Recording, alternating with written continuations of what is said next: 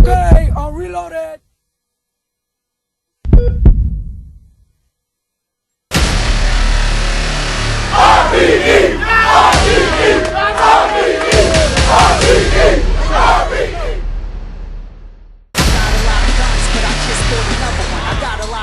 But I just bought another one. Them things not a game, but I always have fun with them. I got a lot of guns, but I just bought another one. I bought another one, and then I bought another one. I bought another one, and then I bought another one. Hey, since I bought my first one, I fell in love with them. I got a lot of guns, but I just bought another one.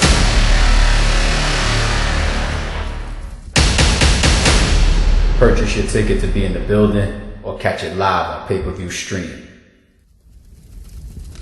Okay, I'm reloaded.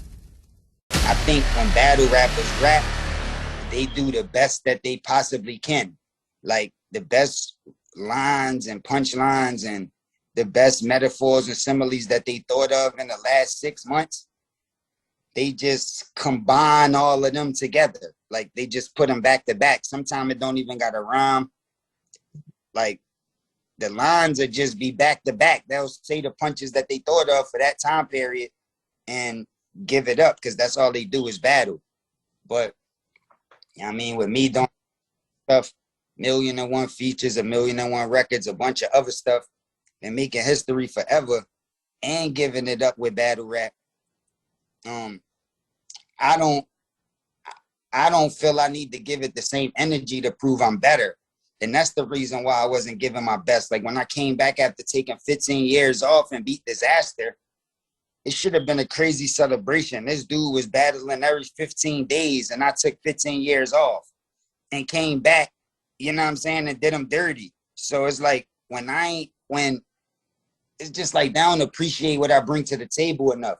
So for me to go out there the next time and try to do even better than that and do my best, then go back out there and do my best and jump around like a clown's like, for what? Like I already know I'm better than niggas. So hold on. That's something I don't think anybody's ever heard before. So did you have that type of mentality going into, like, let's say the Goodz battle, because you came off of the Disaster battle and you feel like that energy, that win over a GOAT, you know what I'm saying, that you brought back, you know, for it not to get the respect that you really deserve, coming back from the industry with all of your energy, all of your following, all your accolades, and then going into the Goodz battle, you didn't really have that same energy, you're saying?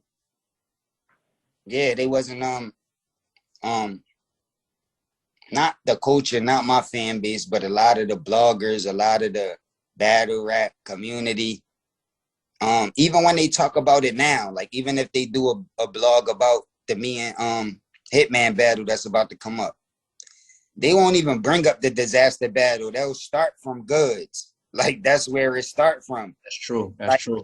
I took 15 years off and battled Disaster, then took another 5 years off, then battled Goodz. So it's like, yo, that's like a whole nother time to start a whole nother career. They thinking it's like the same you. Like, you know how much shit happened in that period of time, how much shit I went through, ups and downs, twists and turns. Like, and when I came back and did what I did to Goodz, and they tried to debate like I lost after what I did the Disaster and then what I did to Goodz, they just, you know what I'm saying? Like, with Arsenal, it's just like, I wasn't really. But now, like, the reason why I rap is because not for really a check. That's what people think.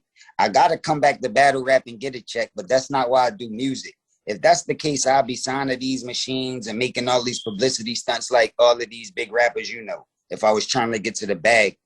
I really give a fuck about the rules and the regulations of the culture, and I'm willing to make sacrifices. I'm talking 20-year sacrifices for what I believe in. So I'm not all about the bag, but I just put in enough work and battle on the battle rap side to deserve a bag to come back. And when they do give me the bag, I'm going to make you money back. You might give these other battle rappers a smaller bag, but what are they going to do to guarantee you to get money back? When you book me, you know it's going to be energy. I'm going to work and do what's required of the money. So, you know what I'm saying? I feel like it's not all about the money, but I definitely need money to come back to battle rap. But I'm not in it for the money. I just need the money to dedicate the time to change the culture. And since I've been back, you see the culture been shifting. There's only a few people that's capable of doing that. I'm not going to run down the list, but you are one of a few names that when your name is announced, everything seems to stop. You know what I'm saying? And I respect the fact that on a business type tip, and obviously you're talking to another businessman, you know what I'm saying, the owner of Rare Beat Entertainment, and saying that, you know, regardless of what you make, you're not just talking about your locked in contract, your locked in money from a business standpoint. You're talking about making sure that that money come back for the other side too. Like, I don't hear a lot of battle rappers say that. And that's a difference. Well, that's more important. It's like these battle rappers want opportunities, but the people that's investing got to see it's profitable. And that's what I'm telling these dudes. Like, get on your job. Stop choking. Stop messing up. Stop not promoting. Stop looking dumb. Like, focus up. Like, because there's a lot of eyes on it. And you could bring in way more money, way more opportunities if y'all get more serious. Y'all keep playing around with it, it's going to be just more difficult to get to the level that you want to get to. And the investors is going to be taking less chances because they know that it's not guaranteed that the money going to come back. But if you just show them that, damn, every time we do something revolved around this, is winning, then everybody with a bag that's trying to make a move going to want to get involved and start investing. And that's how you will be able to get bigger bags and bigger opportunities. Yeah, it's good to see that you don't just try to ride your name, you know what I'm saying, and your industry success. You know the business side of it to say, like, listen, I don't give a fuck how many records I sold. ARP and Shot that they need to see that flip come back, or else why the fuck would they want to do this again? So you're real smart, and I respect and I appreciate you for having that mentality of not just counting your own pockets, but also ensuring and looking at the other side so that this shit ain't a one and done for any type of business move that you make. You always got to think forward. So I'm glad that people could hear me and you saying shit like this, because there's a lot of battlers that need to learn that shit. You could get a shell, get big as hell. If I spit a shell, that shit'll get red on the Richter scale. I love how the smoke coming from the pistol smell. Shots popping like that pussy your sister said.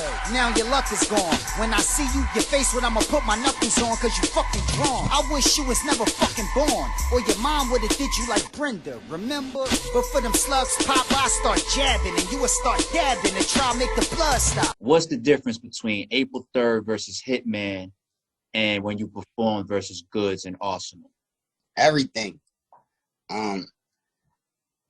Just the way I feel, the place I'm at, the way I'm writing, the way I'm locked in. But the moral of the story is, with those battles, I wasn't trying to give my all. Like, when I locked in the battle, it was just, I felt like it's a lot of behind the scenes shit that I felt funny about. So, like, when I first locked in a battle, I just wrote them verses probably like in a day or two. I was telling people when I was promoting that I did it already. It was light, like it wasn't nothing. And I'd be having like 7 to 8 rounds too.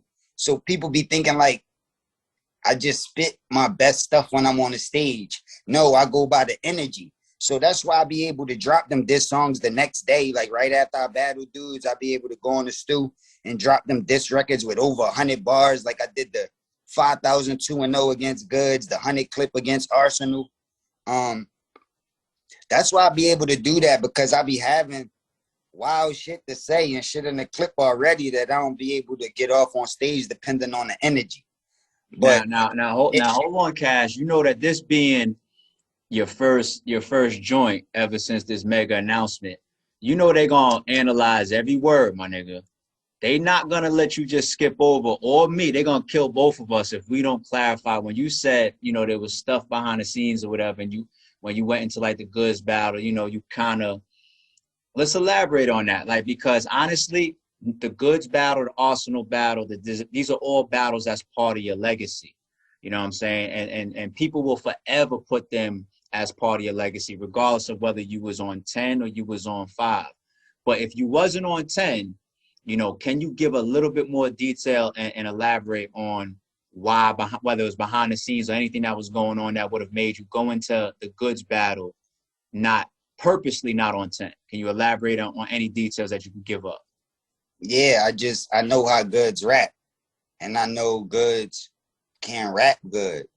Like the amount of figurative language he used, the amount of syllables he piece up, and the shit he talk about is like he could be at a 20, like getting other people to write for him, stealing a bunch of lines like what he did, having a lot of ghostwriters saying a lot of information that's not true. He could do all the above and be on the 20 and still wouldn't be better than me, like at my worst. And that's what I'm saying. Like, so there's no real reason for me to feel like, oh, I gotta write for Goodz. Like, I never heard nothing from Goodz where I was impressed. None of these battle rap niggas. So I can't be like, what is the point? Like, I know these niggas can't rap. I really know them. I heard them. I know they look up to me and they can't really rap. So that's why I wasn't really motivated. It's like the battle, you got to be motivated. You got to be mad. And it's like, yo, I'm getting so much more money than you. I'm doing so much other business in so many different areas. I know you a bitch. So anything that you say tough or violent, I don't believe it. It's not like I really think you're going to do something you're saying. So it's like a game to me. And it's hard for me to get motivated with these niggas.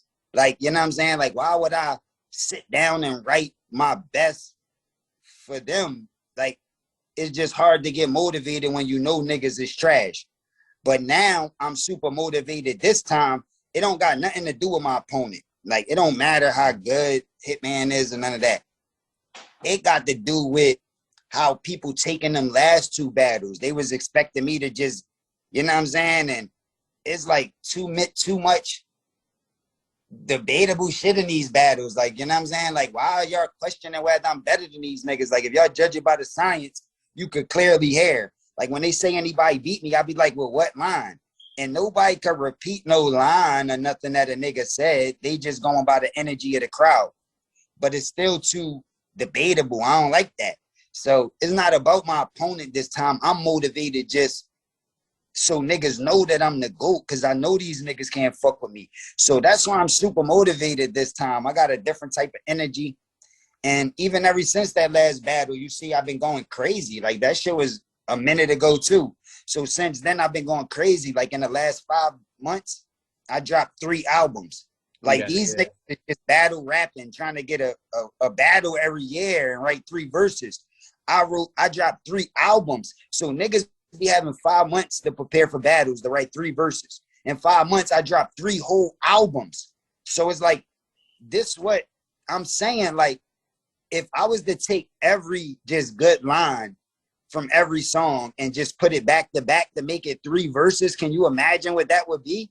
Like, that's what these dudes do though. So I'm just letting these dudes know they work ethic is not right. I'll be talking to the best battle rappers, the Mount Rushmores, the dudes that they got on their Mount Rushmore. I talk to these dudes all the time. They've been hitting my phone for forever. You're sparring, or you just having conversation? Are you sparring as well? Both. I be helping these dudes. I be writing. Dudes be giving me advice. Like, I be on the phone with dudes all of the time. All of them.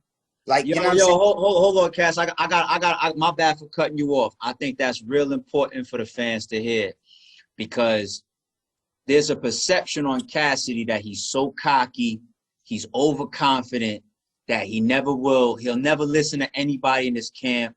He won't listen to any of his peoples, none of his peers. He's just set in his ways, like as if you don't got ears and you can't humble yourself to listen to anybody or to build with somebody. So you said that you sparring, and I like the fact that you said that you having conversations with other God tiers listening as far as building on your craft as well. It got to be real by the science advice that's really going to make the shit better. And if that's the case, I'm going to take it. I don't even care if it come from a 2-year rule. Like, I don't got no problems taking information if it makes sense and it's going to make me into a better person. You could tell me some shit in the next sentence and it makes sense. And it's like, yo, damn, I ain't never look at it like that. And I'm going to incorporate it because it's going to make me a better person. I'm not like, nah, fuck that. If I know it's going to make me better, why would I do that? Like, I just was on the phone the other day. Calicoe and Mook. I'm on a FaceTime with both of them because they got a fucking battle coming up. They about to do it 2-on-2. So I'm, you know what I mean? I'm talking to them about, because they shit is even before mine. So I'm talking to them like, yo, y'all niggas ready? Like, how we looking? And they talking about my shit. Like, yo, your shit coming. We talking. They going over shit. We going over shit. We busting it up. You know what I mean? And sometimes, like, when I get on the phone with Mook, he'll be like a nigga that might. This shit fucked up or something. Yeah, you good. Yeah. Oh yeah, but like them niggas, like Mook, he might give me some information or give me something that makes sense. Like even if I don't know how to fully explain it or whatever, I just know he going in the right direction, and it sometimes it be making sense. So I'll apply it. Hit him back. Yo, listen to this. Like, and vice versa. The same thing with me. Telling Mook wild shit and he incorporated in this shit and hit me back because you know it's about the science. It's just not opinions. And me trying to make them like somebody else. I never do that with none of these battle rappers. It don't matter if it's like one of them legendary ones like Calicoe Mook, or even like I just got off the phone today with K Walker. That's like a newer one, an up and coming one. It don't matter. Like, it's the same energy. And they all know how I give it up and they respect me super when we on the phone. That's how I know that energy that you be seeing in them interviews when I'm not around. It's like, it's a funny energy. It's like, it ain't really real. They really love me, but you could love somebody and hate at the same time because you want to be that. And I think that's what it is. Okay, I'm reloaded.